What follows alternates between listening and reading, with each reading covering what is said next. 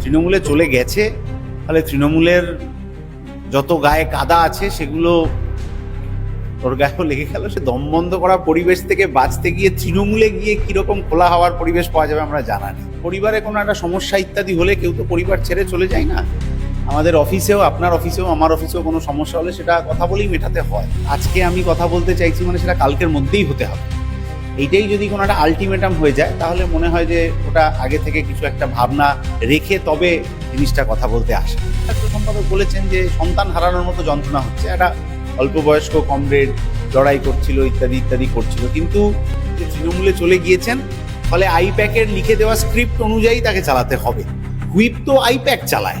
তৃণমূলের তাবর নেতারা বলেছেন যে আমার এলাকায় আমি কি করবো, ওটা আমাকে ঠিক করতে দেওয়ার জন্য ওটা আইপ্যাক ঠিক করছে।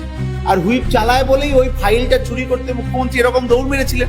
ওই ফাইলের মধ্যে নিশ্চয়ই এমন কিছু ছিল যেটা তৎক্ষণিক বাইরে চলে এলে হচ্ছে যে বিপদে পড়ে যেত তৃণমূল। কাঠামোর মধ্যে থেকে কোনো একজন নেতা বেরিয়ে যাওয়াটা সেটা কাঠামোকে আঘাত করবে না, কারণ আমাদের দল কখনো একজন নেতাকে ধরে ফ্লারিশ করার চেষ্টাটা করে না।